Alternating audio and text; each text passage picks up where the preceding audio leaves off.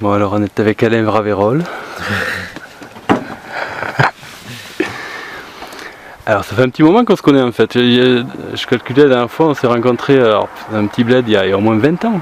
Oui, c'est probable, hein. Ça fait 30 ans que je suis ici, donc Ok. c'est tout à fait possible. Alors moi je te connais un peu comme le monsieur Piaf du coin. Oui, C'est réducteur, hein? C'est réducteur, mais en même temps c'est la constance. Depuis 30 ans, je fais de l'ornithologie, et je travaille là-dedans aussi, donc c'est à la fois réducteur et la réalité. T'as une assoce, je crois? Oui, je travaille dans une asso qui s'appelle la Salse Pareil, donc qui est basée à Clermont-Lérault. Okay. Voilà. Tu fais... J'ai travaillé longtemps dans une autre asso qui était une asso plus importante qui s'appelait le Grive, mais qui a disparu depuis. Là, dans cette sauce, c'est quoi le truc, le but? C'est un peu ce que j'ai toujours fait depuis que je suis ici. Je travaille en fait sur des programmes de conservation de la faune sauvage et en particulier des oiseaux, surtout sur les espèces menacées et plus particulièrement des rapaces. Voilà. Depuis 30 ans, t'as dû amasser pas mal d'informations là-dessus, dis-moi. Oui, c'est bien sûr de l'information, pas tout seul, parce que c'est souvent, donc c'est des assos, c'est des réseaux, c'est beaucoup de passionnés, voilà, donc ça contribue collectivement à de l'information. Et puis après, le rôle des assos, c'est aussi d'en faire quelque chose, quoi. Voilà, donc je travaille sur des plans nationaux d'action. Je travaille un peu sur Natura 2000, je travaille pas mal sur les sports de nature. J'ai réalisé avec un copain des documentaires animaliers qui se situent dans le coin d'ailleurs, les deux. Il y en avait un sur le Grand-Duc. Il y en avait un sur le Grand-Duc, ouais. Sur le Grand-Duc dont on est assez content. Mais donc un film très naturaliste, hein, sur la nature la nuit, sur la perception. Voilà, et un autre beaucoup plus sociologique sur l'installation d'une colonie de faucon cresserellette. C'est un oiseau assez rare aussi, mais qui niche en colonie, et il y a une colonie, initialement il y avait une seule colonie dans un village dans l'Hérault. Voilà, et on a fait un documentaire avec les gens du village qui parlent de ça. Le fait qu'on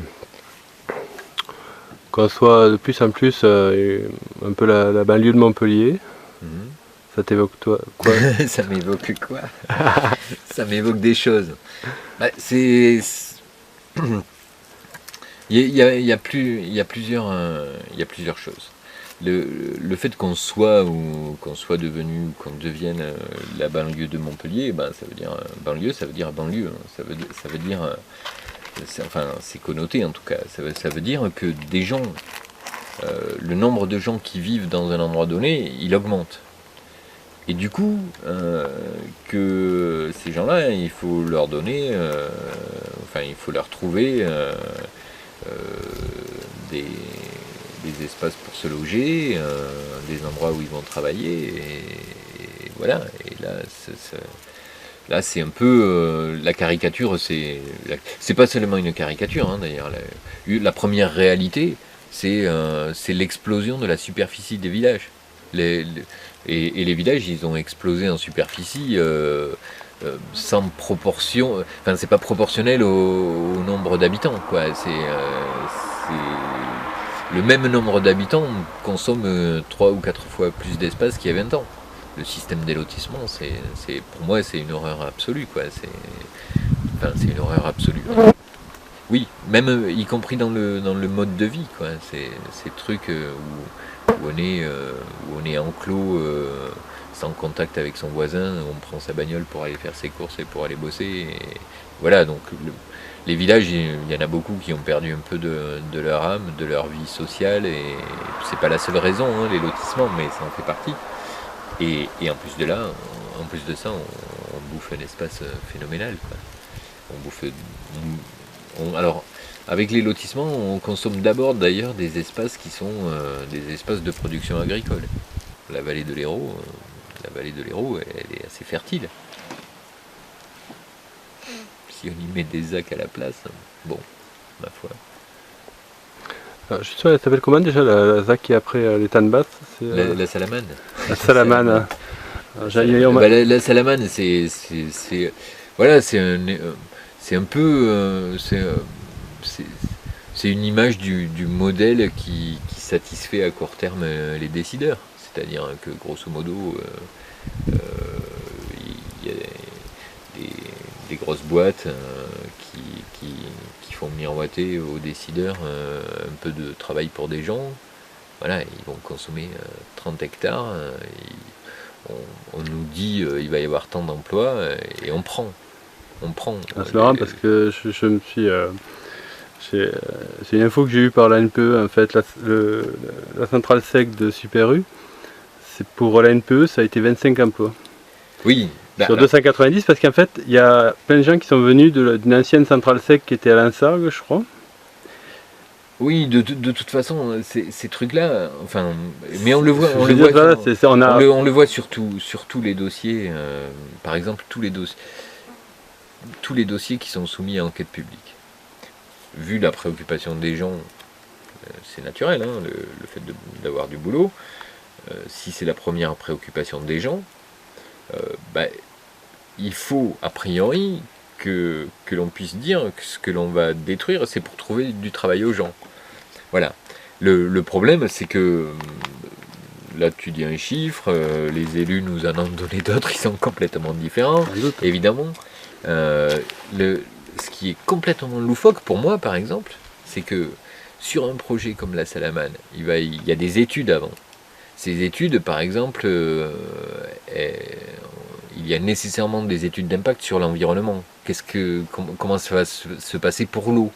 Comment ça va se passer pour la faune et la flore? Comment ça va se passer pour le paysage? Comment ça va se passer? Voilà, donc ces études-là, elles sont pointues, quoi. Enfin, elles sont pointues, il faut les regarder de près, des fois on rigole, mais elles sont un petit peu pointues, quoi. On sait combien il y a d'alloués de Lulu à la Salamane, avant que le projet se fasse. D'accord. Même si je suis ornithologue, ça m'intéresse un peu, mais pour ça, il y a une méthodologie. On peut savoir si le chiffre il est à peu près vrai, à peu près faux. Et on connaît la méthode, on a des résultats. Pour les emplois, l'économie, c'est que du blabla de politique, quoi. Il n'y a aucune étude les études, elles se contentent du porteur de projet qui dit moi je vous amène tant d'emplois. Mais alors, la valeur elle n'est pas celle-là, c'est combien on en a détruit en détruisant cet espace et la vocation qu'il avait. Combien il y avait de gens qui vivaient sur cet espace-là directement et indirectement. Donc la balance déjà elle n'est pas le cash. C'est le résultat, c'est pas plus 200 emplois ou plus 120 ou plus 60, c'est ça évidemment. Si c'est de l'emploi créé, pas si c'est de l'emploi dépassé, moins ce qui a disparu. Voilà. Il y avait des infrastructures qui étaient créées, toute la plaine était irriguée, on fout ça en l'air, bon, ma foi, et on va investir cette irrigation ailleurs. Enfin voilà, la balance économique, là, c'est la plus belle arnaque, quoi. Ce jeu-là, c'est vraiment une belle arnaque. Ce qui est marrant, c'est que sur la nature, par exemple, on a bien avancé sur la rigueur de la connaissance. Et c'est assez étonnant d'imaginer qu'on connaît mieux l'alloué de Lulu que la question de l'emploi, quoi. Et voilà, et en même temps, c'est aussi simple que c'est sûr que n'importe qui, là, dans la plaine, il ne va pas choisir l'alloué de Lulu, il va choisir l'emploi. La capacité critique de vérifier ce qui est annoncé est vrai ou faux, ça, on essaie au maximum de l'étouffer, quoi. On essaie au maximum de l'étouffer. Et donc, le bilan d'un truc comme ça, à terme, il est forcément désastreux.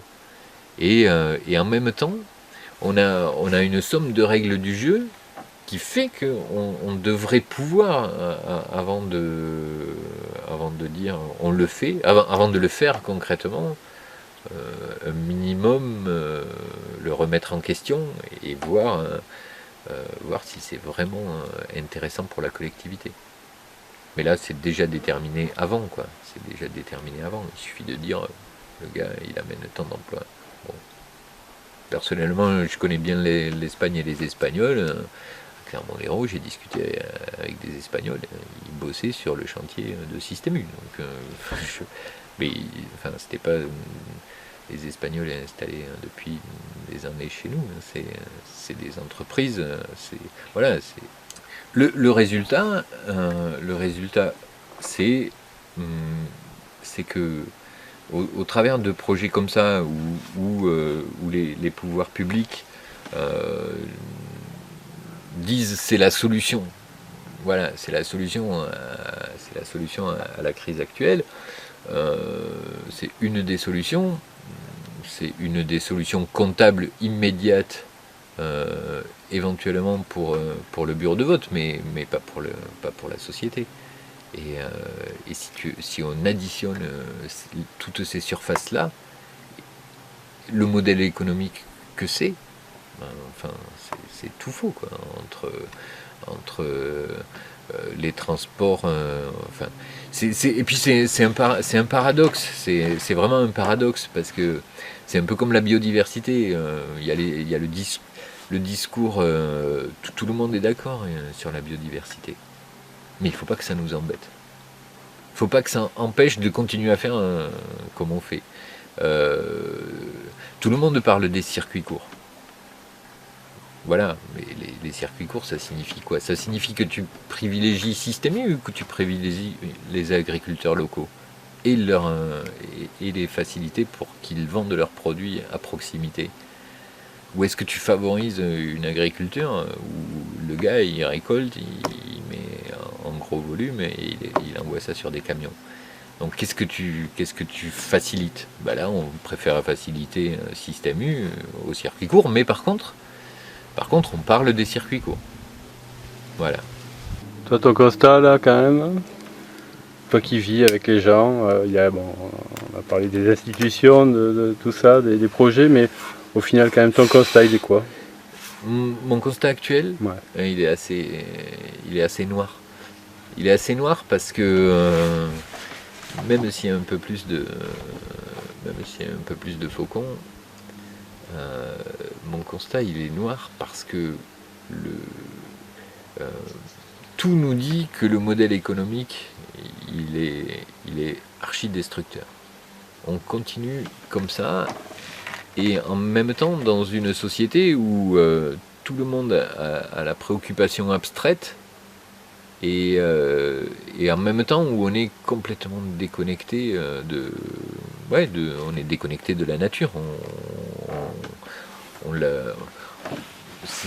Même la nature, ça devient un truc tellement domestiqué que on est imprégné de notre puissance à tout maîtriser. Et ça, c'est une chose. Et du côté de la préoccupation de la conservation de la nature, l'organisation de la société se fait de la même façon que le modèle dominant, en clair. En clair, moi quand j'ai démarré il y a 30 ans dans la protection de la nature, les associations elles avaient des objectifs, les pouvoirs publics leur donnaient quelques petits moyens de répondre à leurs objectifs propres, c'est-à-dire, voilà, ça s'appelait la subvention. Il y a certainement eu des trucs douteux avec ça. C'était peut-être aussi un outil de clientélisme, mais l'évolution, elle a été la même que dans d'autres domaines économiques, c'est la privatisation. C'est-à-dire que les règles du jeu à tous les niveaux ont été un petit peu plus cadrées par la loi, et grosso modo on est passé à un système d'appel d'offres, par les collectivités. Et grosso modo, le résultat, c'est que ce n'est pas la société ce n'est pas des associations d'individus motivés et préoccupés avec des objectifs collectifs propres qui définissent ce qu'il y a à faire, mais des lignes budgétaires et des stratégies de pouvoir public, quels qu'ils soient, hein, que ce soit l'État, le département, les régions, voilà. Donc, grosso modo, on était dans un système où, par exemple, l'association demandait des sous à la région pour son objet associatif. Elle avait éventuellement des subventions. Aujourd'hui, c'est la région a ses propres prérogatives en matière d'environnement. Elle va dire, moi je fais ça là, j'annonce le projet, qui le prend, faites vos offres de prix, et donc les gens qui les réalisent, ben, c'est des simples exécutants d'une commande publique. Voilà. Et là c'est un peu comme si la culture, la création, elle était cadrée, pilotée, orientée par un conseil général ou un conseil régional. Voilà. Et comment tu réduis dans la société la capacité, l'imagination, même l'énergie, même l'envie, quoi. L'envie, avec l'envie déjà, on se préoccupe beaucoup moins des moyens. Avec un truc un peu trop les pieds dans le béton, bien cadré, déjà préétabli, soi-même, on perd de la liberté. Donc du coup, si on perd de la liberté, enfin pour moi en tout cas, on perd de l'envie.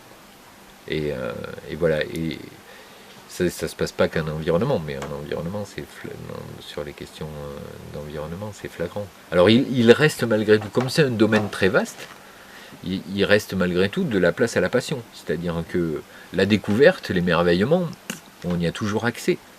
Mais l'utilité sociale de ce que l'on fait, là, ça change complètement.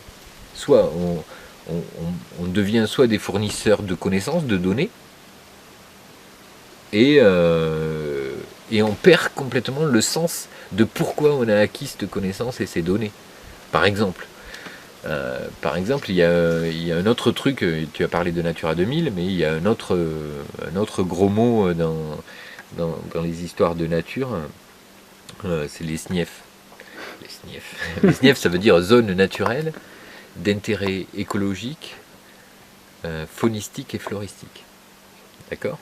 Donc c'est des espaces où, grosso modo, nous, on y a été, on a vu un psamodrome à Algir, trois magiciennes dentelées, voilà. En gros, on dit, ouais, cet espace-là, ce milieu-là, il est super. C'est un programme, enfin c'est une acquisition de connaissances qui est pilotée par l'État, qui n'a pas une vocation pareille, surtout pas, il faut pas, contraignante. Donc en gros, c'est un inventaire, c'est une connaissance de la biodiversité qui est mise à la disposition de la collectivité. Si toi tu veux savoir par exemple quel SNIEF il y a là où tu habites, tu tapes le nom de ta commune sur le site du ministère de l'Environnement et tu vas avoir la liste des espèces s'il y a une SNIEF. Voilà. Et l'idée, elle serait que quand même,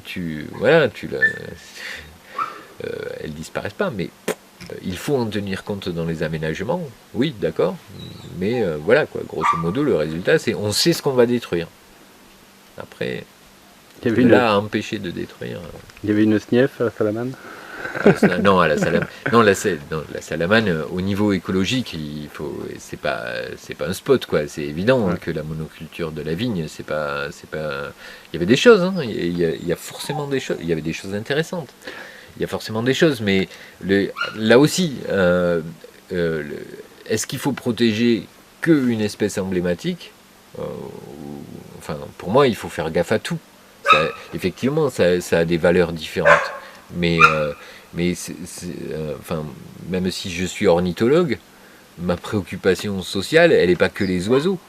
C'est voilà, que l'endroit où je vis, ce soit des hangars à perte de vue, ça ne m'intéresse pas.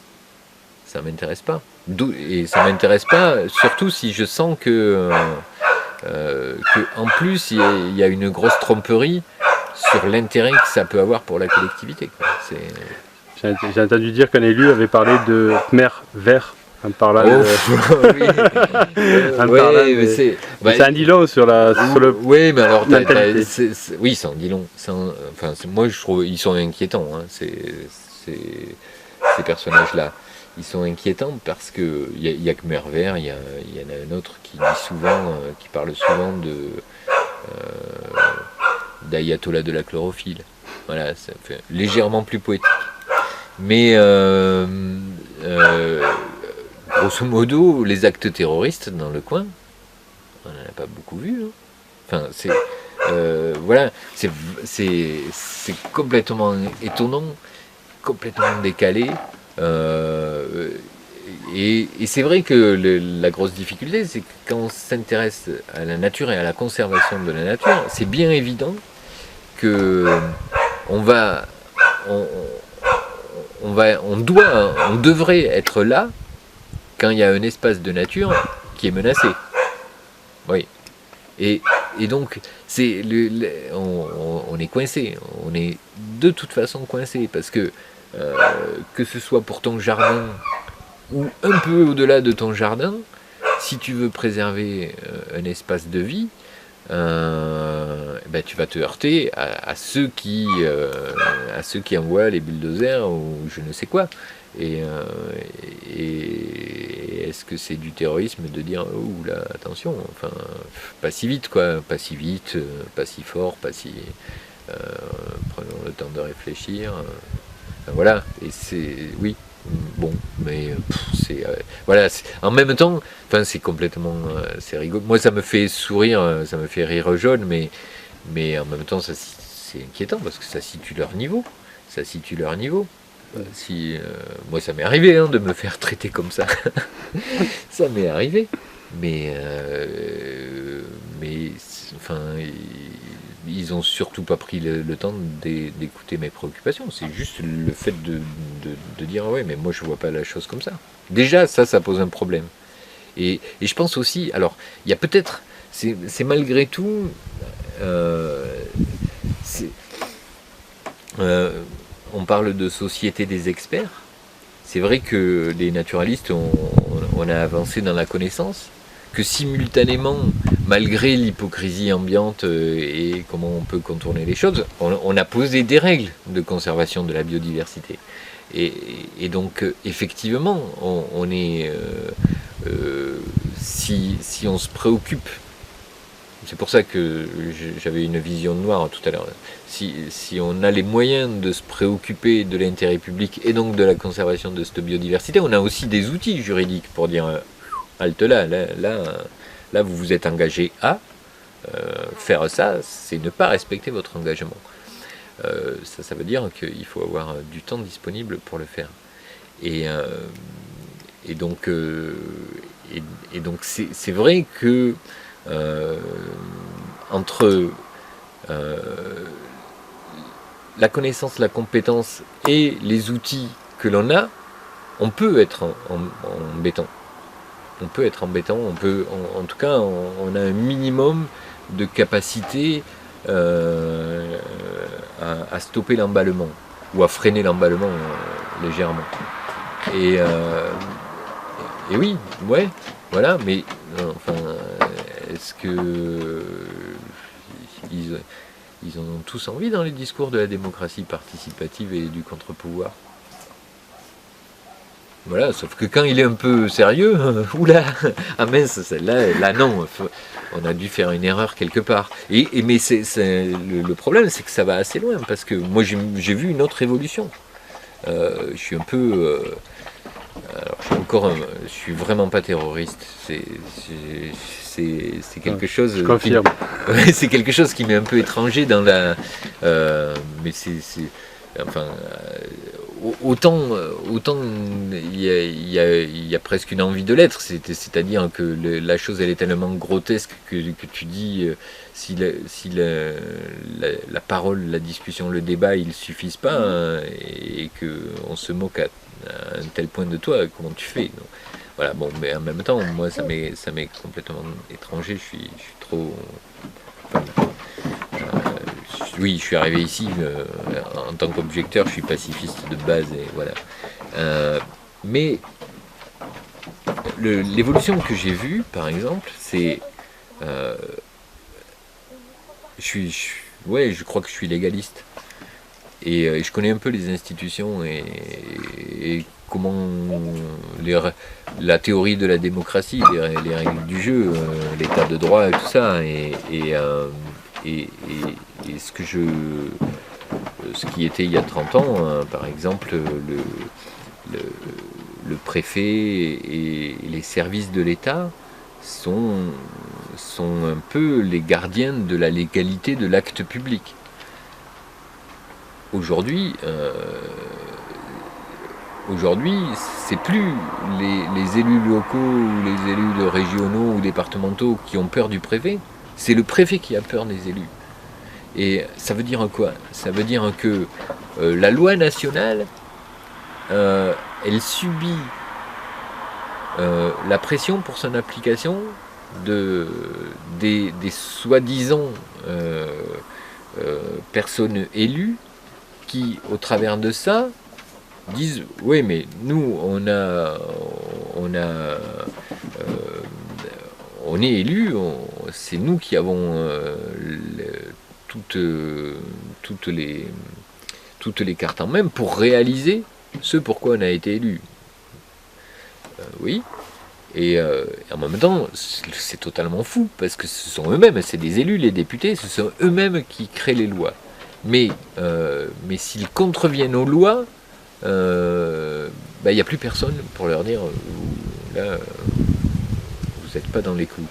Et même voir jusqu'à un truc où les services de l'État, ils essaient d'arranger les choses pour que le truc y passe, même si voilà, enfin les lois elles sont contradictoires aussi, donc il y a toujours un moyen de définir à chaque fois où est l'intérêt public majeur. Majeur. Voilà. Donc une autoroute, un aéroport, c'est de l'intérêt public majeur. La qualité de l'eau, c'est une abstraction, quoi. Et les crapauds, alors là. J'ai découvert qu'il y avait des éoliennes pas loin. Ouais, et puis ça c'est un exemple de la pourriture et du malaise dans laquelle on est. Alors là, j'ai du mal à comprendre. Moi qui suis contre le nucléaire, moi, on me parle d'éoliennes, je dis hurrah! Alors explique-moi. Ça a démarré? Ah ouais. Ouais, mais vas-y, il faut. Attends, est-ce qu'on fait une transition pour la chute du truc précédent? Oh, tu sais, la transition est un peu simple. En fait, la carte était pleine, donc on reprend le tournage. Ça te va comme transition? Ouais, je sais pas si on a entendu la fin du préfet. Là, mais... Ouais, c'était vraiment l'idée de la dernière phrase. C'est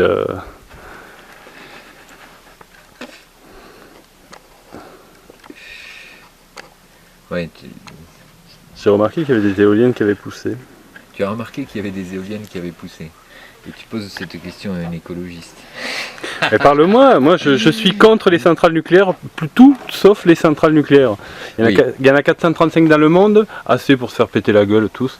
Le problème, et je m'y coltine assez souvent, c'est un peu... c'est comme le... Tu vois, c'est comme dans la politique. Les partis, pour moi, c'est un truc inconcevable que la politique, que la gestion de la vie publique, elle soit pilotée par des partis, parce que c'est partisan, et donc qui dit partisan dit pensée unique, et dit il y en a un qui cause, c'est le chef, et Et c'est le chef du parti, et voilà, et tout le monde est sur la même ligne. C'est pareil avec les éoliennes, on veut... enfin, pour moi, c'est très problématique. Et la question, chaque fois, elle est posée par l'opposition. Tu es du parti des éoliennes ou du parti du nucléaire? Et moi, je vois pas le problème du tout comme ça. Et les éoliennes, ça m'emmerde sérieusement. Ça m'emmerde sérieusement, pourquoi? Parce que, évidemment que je peux pas dire je suis contre les énergies renouvelables.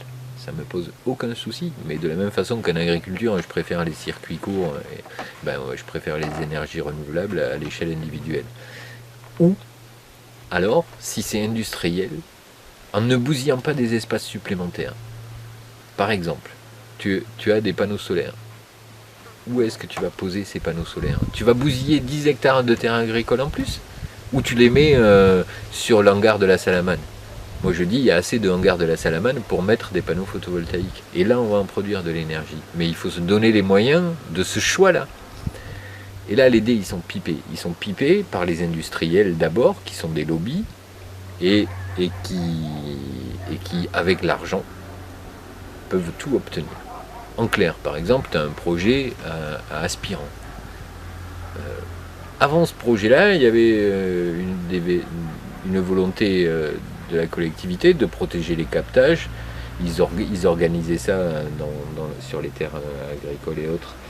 Ils commençaient à organiser ça avec des échanges de terres. Et là, il y a un porteur de projet éolien qui vient pour dire voilà, vos terres, elles valent vachement plus. Parce que moi, je vous les loue cher. Et je vais y poser des éoliennes dessus. Et du coup, plaf, tout s'arrête. L'échange des terres, il est plus possible. Vu que, oula, moi j'ai une terre qui vaut cher, vu qu'il va y avoir un pylône dessus. Et les dés sont pipés, d'entrée de jeu. On a des élus qui disent, ah ouais, et tout d'un coup, ils sont contre le nucléaire aussi. Tout d'un coup, là. Parce qu'ils vont palper. Et moi je comprends qu'une petite commune, elle ait des besoins d'argent pour son budget. Mais le problème, c'est que ce truc-là, il s'impose par le système économique et pas par le choix énergétique. Et que du coup c'est, il ne doit plus y avoir d'obstacle à l'implantation de ces éoliennes. Et ben moi je suis pas d'accord. Je suis pas d'accord. Il y a d'autres éléments à prendre en compte avant d'accepter ça, et le fait que ce soit EDF ou d'autres qui fassent la loi. Et qui fassent la loi en arrosant, parce qu'ils arrosent à tous les niveaux. Voilà, donc pour moi, les énergies renouvelables, de toute façon, c'est pas, enfin voilà, il y a pas de, il y a pas de secret. Hein. Il faut pas croire que EDF, qu'il fasse du nucléaire ou des énergies renouvelables, il n'est pas le même esprit d'entreprise. Hein. Voilà, donc et par contre, je trouve très désastreux que les énergies renouvelables, elles soient mises en œuvre par des gens comme ça, qui ont un seul objectif, hein, c'est la rentabilité financière, hein, c'est de faire de l'argent. Hein, c'est pas que toi tu payes ton électricité moins cher, ça c'est pas leur objectif. Leur objectif c'est de faire de l'argent là où le vent permet de faire de l'argent. Ouais, mais on doit réfléchir à ce que ça va générer. Combien il faut d'éoliennes industrielles pour... Est-ce que c'est le bon choix? Est-ce que c'est le bon choix? Combien il faut d'éoliennes industrielles pour fermer combien de centrales nucléaires? Là, faut remonter. Et dans ce cas-là, où? Et ensuite, voilà. Et donc, chacune de ces questions, c'est pas, ça se résume pas à on va remplacer le nucléaire par des énergies renouvelables. C'est ok, ça signifie quoi? Quel choix on fait si l'éolien industriel est un de ces choix, ou quel objectif, quelle place, et comment, et quelle est la procédure pour... La procédure actuelle, elle n'est pas collective, elle est celui d'un industriel qui arrive dans une commune et dit voilà ce que ça va vous rapporter. Il va voir les propriétaires fonciers, il leur dit voilà ce que ça va vous rapporter. Et il n'y a personne qui crache là-dessus, évidemment. Donc, tout le reste, c'est du pipeau. Et moi, ça, je ne l'accepte pas. Et encore moins quand ça arrive avec la bannière verte. Je l'accepte encore moins parce que, justement, sous prétexte d'être tous écolos, eh ben, on fonctionne comme on sait fonctionner, c'est-à-dire que c'est l'argent qui pilote tout. Donc niet. Là, franchement, tel que c'est mis en œuvre aujourd'hui, pour moi, c'est très négatif, très très négatif. Ça veut pas dire que je suis contre les énergies renouvelables, mais je conteste la façon dont c'est mis en œuvre, très fortement. Et là aussi, il y a quelque chose qui manque, quoi. C'est parce que on se fait toujours piéger, hein, dès que l'on dit oui, mais ah ouais, mais c'est un intérêt supérieur. D'accord. Non, mais enfin, c'est un intérêt supérieur. Oui, d'accord, mais enfin, je suis d'accord sur la priorité pour moi, c'est l'économie de l'énergie. Ça, c'est le premier chemin à faire. Et je pense que L'autonomie. C'est un oui, truc qui n'a pas été imaginé. Voilà, tout ce qui favorise l'autonomie. Une baraque devrait être autonome complètement. Oui, par exemple. Mais en tout cas, faciliter ça. On peut l'imaginer difficilement dans des milieux urbains à forte densité. C'est très difficile à imaginer. Mais même là, enfin, quand on voit ce que sont devenues les villes, et la périphérie, surtout la périphérie des villes, l'espace qu'il y a pour capter de l'énergie dans ces périphéries-là, ben, oui, ça comme priorité absolue, bien sûr. Mais sous prétexte que les espaces préservés, eh ben, ils n'ont pas d'utilité économique et de rentabilité, voilà, il y a forcément Total, EDF et compagnie, on l'a trouvé la rentabilité économique des espaces naturels. Ça c'est clair. Hein. Ouais. Des situations à risque. Ouais. Tu veux dire de transformation de la nature ici? Oui, il y en a une somme. Tu regardes un des, je sais plus si c'est le bulletin du CAUE il y a un an ou deux, un des bulletins du CAUE où tu avais. CAUE, c'est quoi? CAUE, c'est Conseil Architecture, Urbanisme et Environnement. C'est une émanation c'est un outil des conseils généraux sur l'urbanisme, sur l'environnement que dalle, mais sur l'urbanisme, oui. Et là, sur cette revue-là, j'ai vu une carte de la vallée de l'Hérault et des projets de la vallée de l'Hérault. Ben oui, c'est effrayant. C'est effrayant. Et en plus, même si c'était déjà quasi réalisé, dans cette carte-là, il n'y a même pas la Salamane. Tu vois, il y a 80 hectares qui passent au bulldozer. Mais là, si tu rajoutes ce qui est programmé, et quelque part c'est évident, enfin je veux dire, plus tu grossis, plus ça grossit, plus tu grossis, plus tu as besoin de ceci et de cela. Alors un pont de plus sur l'Hérault pour contourner Canet, une ZAC de plus à Gignac, une ZAC de plus à Saint-André, enfin voilà la vallée de l'Hérault. La vallée de l'Hérault. La vallée de l'Hérault et la banlieue de Montpellier, oui, c'est pas beau. Hein. Moi, c'est pas beau, quoi. Tu penses qu'à un moment donné, cette région, elle va plus correspondre à grand chose pour toi et que tu auras envie de bouger? Ah. Je pense pas à ce point-là. Je pense pas à ce point-là, d'une part parce que je suis un peu mobile et que malgré tout, je suis en retrait de la vallée un peu.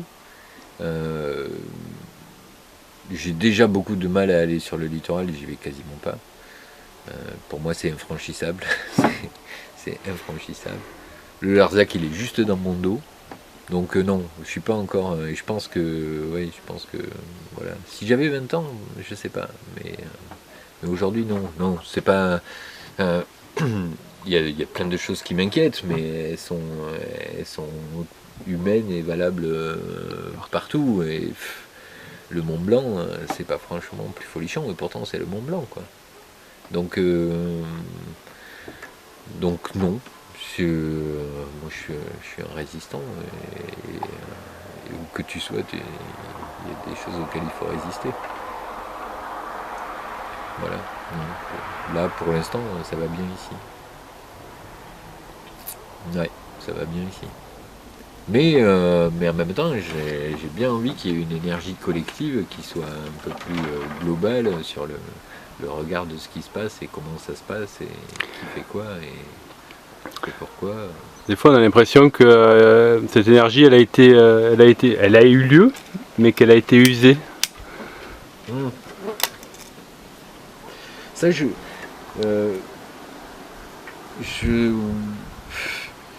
sais pas si elle a été usée peut-être pour une part des gens de nos générations. C'est pas sûr que ce soit le cas pour les jeunes. Tout à fait, c'est peut-être un discours de vieux con. À mon avis, elle n'est pas usée. Par contre, elle est conditionnée. Et le poids du conditionnement, il est énorme. Moi, je le vois simplement dans le domaine dans lequel je travaille.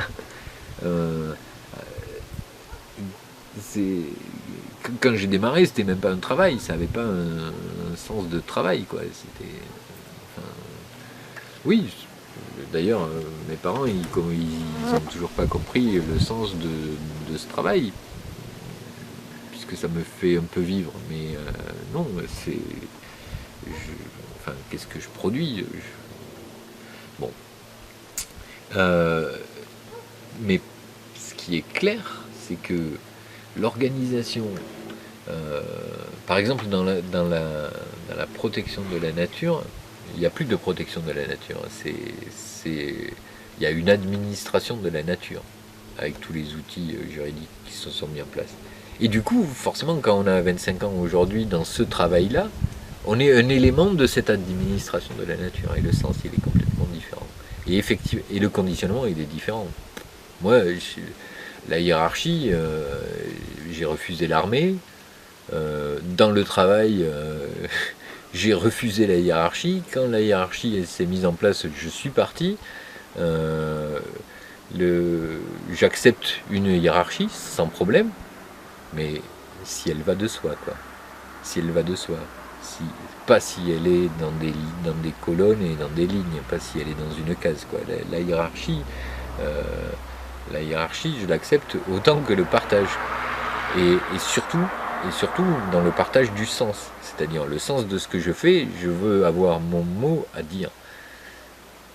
Et c'est là, effectivement, pour moi, il y a un gros souci aujourd'hui. Le plus gros souci de l'équilibre des gens, et pour moi, le truc le plus triste d'ailleurs, c'est les contraintes auxquelles sont soumis les jeunes. L'espace de liberté qu'ils ont, c'est un paradoxe, quoi.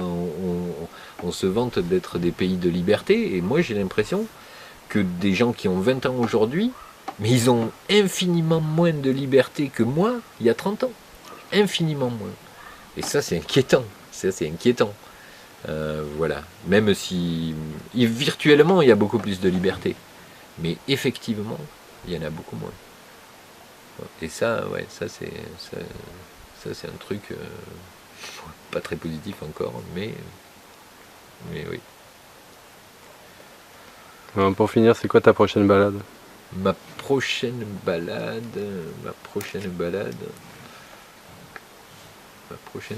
c'est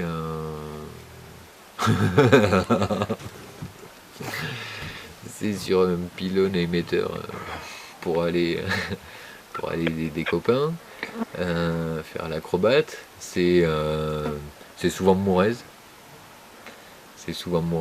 Et en ce moment, c'est un peu de la prise de vue dans les Alpes. Okay. Voilà. Mais ça peut être le Cos de Mela demain. Il y a aussi j'ai beaucoup de liberté, ouais. J'ai beaucoup de liberté. Donc si ça me toque, je vais voir telle chose que j'ai envie de savoir où ça en est. Si ces bestioles-là sont toujours là, à cet endroit-là, voilà. Ça peut être n'importe où demain. On est bien quand on est tout seul, au milieu de la nature? Ouais, il faut pas que ça. Mais oui, ça fait partie de l'équilibre. Pour moi, c'est la zénitude. Il y en a à qui ça fait peur. Hein. Il y en a à qui ça fait peur. Hein. Il y a des bouquins là-dessus, sur la peur de la nature. Il y en a à qui ça fait peur. Il y en a à qui ça fait peur. Et d'ailleurs, je pense que si on la bousille autant, c'est bien qu'on en a très peur. Ouais. C'est... oui, non, là... Oui, et justement, tiens, par rapport à ça, et cette nécessité de la nature, je crois que c'est d'abord ça. C'est-à-dire que je pense que si, si on est à l'aise, mais totalement à l'aise dans la nature, si les peurs, si la peur c'est juste l'outil pour pas faire la bêtise, si ta connaissance de la nature, elle te permet justement de ne pas avoir la peur comme moteur, mais juste la peur comme signal d'alerte éventuel, et ben je pense que tu es beaucoup plus apte, y compris dans un environnement hostile urbain par exemple, à, à ne pas avoir peur. Alors que si tu es conditionné par un environnement urbain, la peur, elle est présente dès ta naissance. Et que la peur de la nature, elle va aller vite de soi. Hein. Après, attention, il ne faut pas généraliser. Je pense qu'il y a tous les chemins qui sont possibles, mais moi je l'ai vu avec des mômes avec qui j'étais à 2-3 ans dans la rue à Clermont-Lérault. C'est plus devenu un espace pour les gens, c'est devenu un espace pour les bagnoles. Donc toi en tant que parent éventuellement, ben, ton môme à 3 ans il sort dans la rue, tu as peur nécessairement. T'as pas peur de l'agression, mais tu as déjà peur de la bagnole. Il faut que le môme il rase les murs.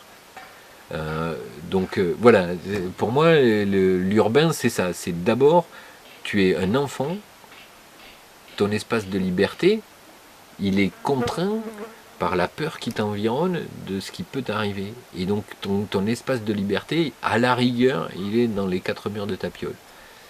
Tu es un enfant à la campagne, déjà ça change un peu la donne, ça va un peu plus loin quoi. Tant qu'il n'y a pas de route,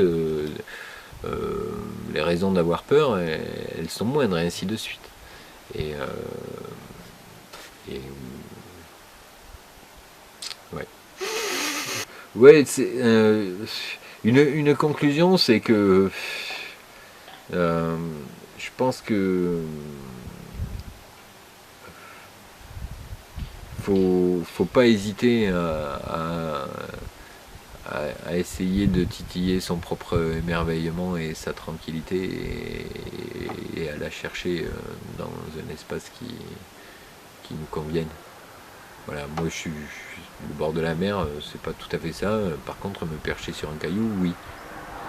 Et je pense que c'est autant mon intérêt pour l'écologie, il est de poser mon cul sur un caillou que d'observer tel ou tel oiseau. Hein. C'est d'y être bien déjà. Je crois que ouais, c'est ça. Il faut